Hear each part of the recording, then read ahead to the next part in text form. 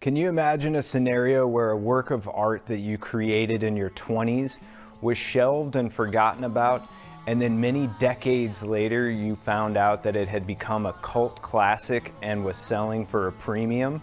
Well, that's exactly what happened with this album. This Stonewall record was recorded in 1972, released without the band's knowledge in 1976, and then lost to the sands of time until it was bootlegged in the 90s, and that's when the band found out that the record was released at all. It's an unbelievable story, it's an unbelievable record, and I'm here to tell you all about it today. My name is Lance, I'm the owner of Permanent Records, and the biggest fan of the Stonewall record. I love this album so much that I actually released it on my own label. Back in the early 70s, Bruce Rapp, Bob DeMonte, Ray Dienneman, and Tony Assalti formed Stonewall. Stonewall was a legitimate functioning band in the early 70s. They were gigging and doing well for themselves when they were approached by the manager, Jimmy Goldstein, who owned a studio and offered them unlimited studio time as long as they recorded after hours. So that's what they did. The band smoked a ton of hash. They went into the studio, proceeded to smoke even more hash with Jimmy. Jimmy played keyboards on this album, and they just jammed endlessly until they came up with enough material to start putting together the tracks that ultimately ended up on this album. The band was incredible. The vocalist, Bruce, had a snotty, sneering snarl that predates punk by at least 5 years. The guitarist was amazing. He could hold his own against Jimmy Page or any of the other greats of the day, and the rhythm section was out of sight as well.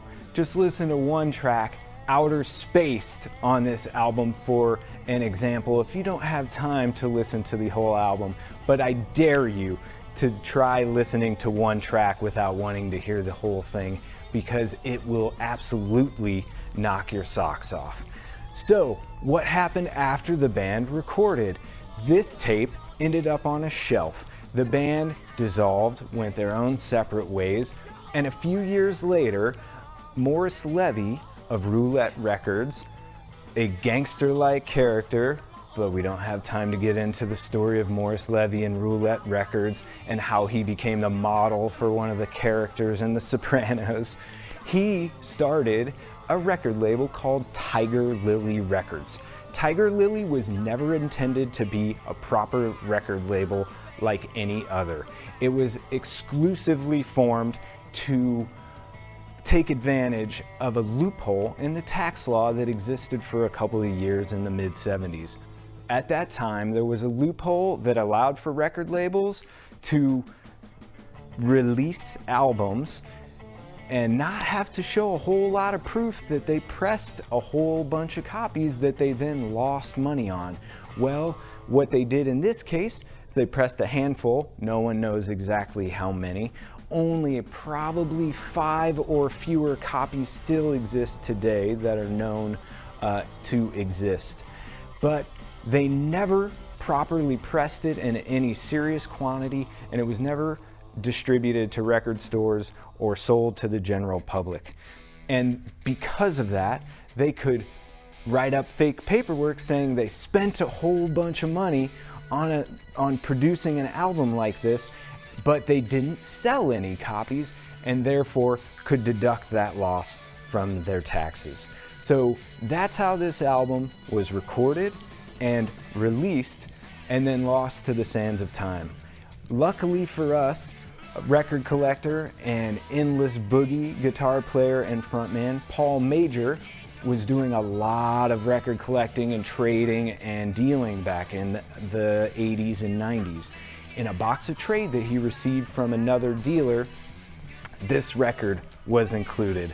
The Stonewall record was interesting enough for Paul to include into one of his catalogs, for $60, and it got no takers. Paul was selling a ton of records to a lot of heavy record dealers back in the day, and nobody wanted this album for $60, which is absolutely mind-blowing. And luckily, it did not sell because Paul, upon further inspection, listened again and was blown away by the sounds contained on this album and decided to keep it. Many years later, a serious record collector in Texas offered him $2,000 for it, and he sold it, and that particular copy exists in that collector's collection, which exists in a bomb shelter in Corpus Christi, Texas, alongside other amazing artifacts, including the Cold Sun acetate, of which there's only one copy. Anyway, that's what happened with this recording and the album.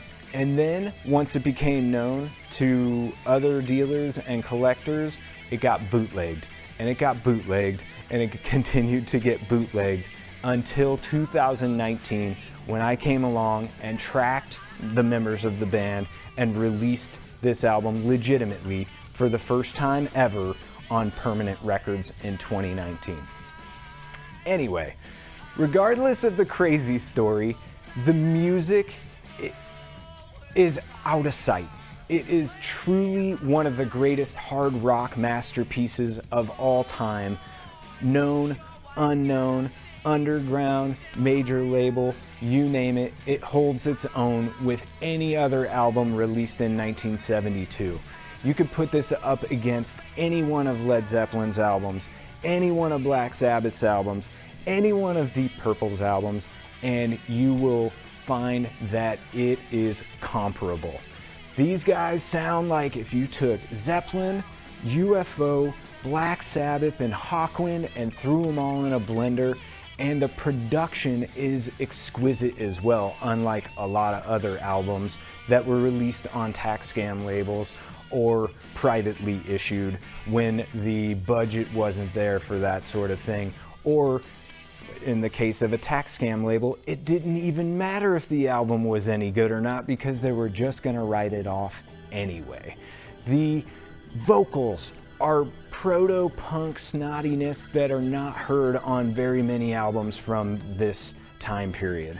The guitar playing is just as good as anything Jimmy Page ever did, and the rhythm section is thunderous and interesting.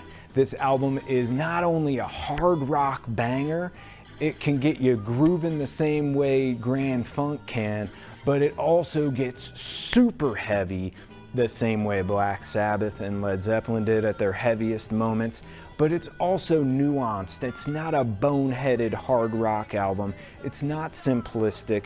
It is really, really well produced and well arranged, and it is and will be appealing to anyone who likes rock and roll, period. As I said, Paul Major sold his copy for $2,000 many years ago, but most recently, a copy was discovered in a Goodwill in upstate New York, and it was consigned to a record store in New York City. It was put up on eBay, and it went for $14,100.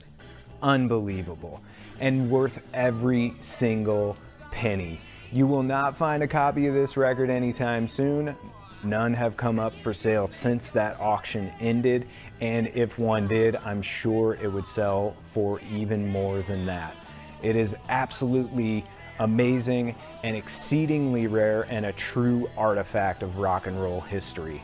This album should be on every record collector's shelf, and you can get a reproduction from Permanent Records now at permanentrecordsla.com. If you don't believe me about the $14,000 value, go look at PopPsych right now. The auction archive is still there. Stonewall, $14,100, a true piece of rock and roll history. But don't just take my word for it. You can read all about this legendary album in the Acid Archives on page 312. I'd like to thank Dom for creating the Acid Archives Diary series on YouTube, the vinyl community on YouTube, and to you for watching this video. Thank you again. My name's Lance from Permanent Records. Go check out Stonewall.